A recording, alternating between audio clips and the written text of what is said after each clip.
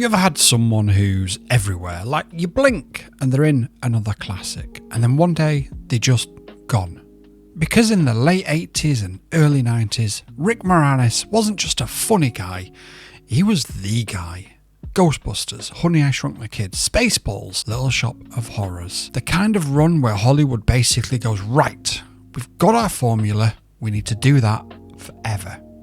And then, overnight, he just disappeared. So what really happened to Rick Moranis? Was it burnout? Was he blacklisted?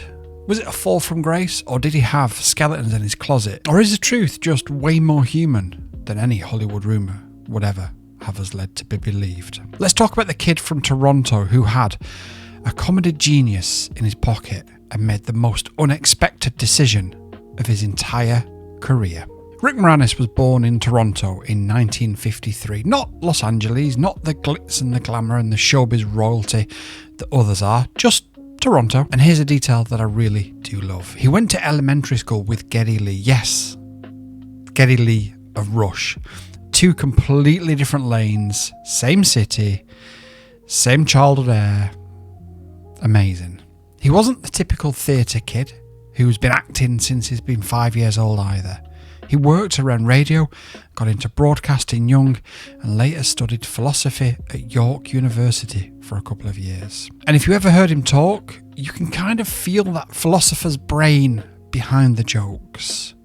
Like, he's doing comedy, but he's also quietly observing humans, like, why do we behave like this? How can I make this more funny? How can I make this resonate with the human brain to make the comedy hit more deep?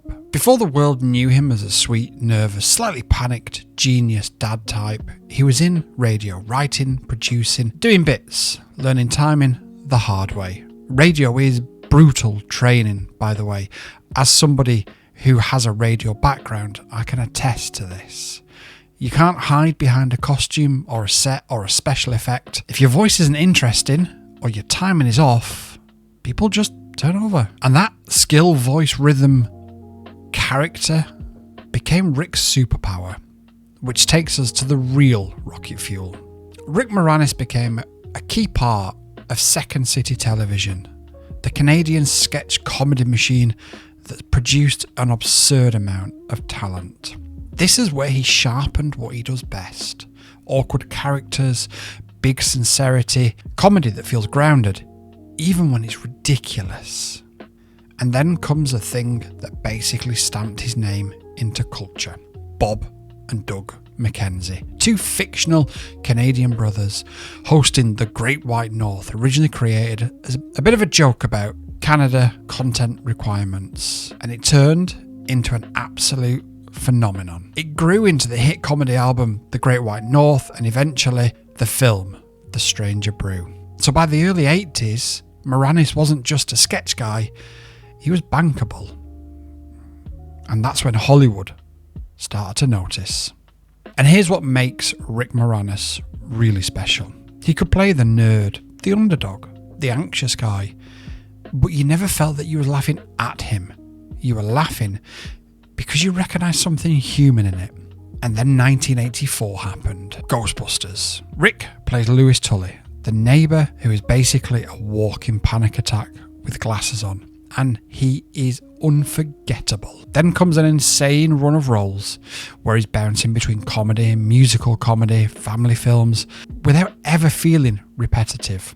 Little Shop of Horrors in 1986, he played Seymour with the nervous sweetness that somehow carried an entire film. Spaceballs 1987, he played Dark Helmet, which is still one of the funniest parody villains ever made. In 1989 came Honey, I Shrunk the Kids, Wayne Zelensky, the inventor dad, and suddenly he's not just funny, he's a family classic icon. And this matters because in that era, if you landed a family classic, you didn't just have fame, you had the kind of career that prints money for decades. This is the moment where it looks like he's got Hollywood at his feet, and then life hits him with something that has nothing to do with the box office. In 1986, Rick Moranis married costume designer Anne Bolensky, and they had 2 children. And then in 1991, just 5 years later, Anne died of cancer.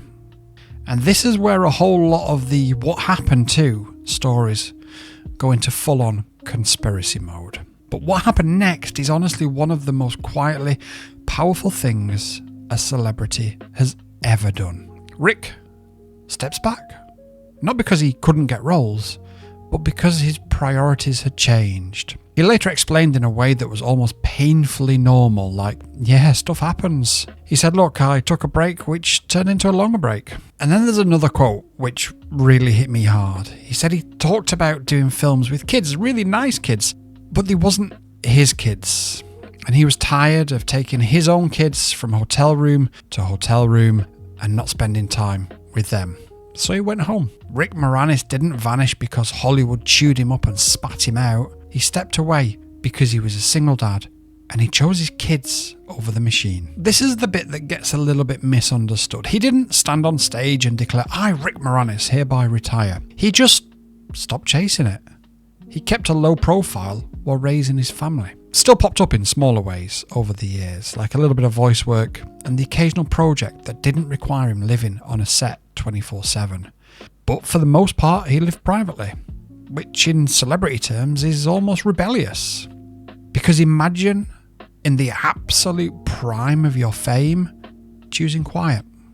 2020 happened and suddenly he's back in the news for something pretty awful. He was punched in a random unprovoked street attack in New York. It's one of the stories that makes you go, what is wrong with people?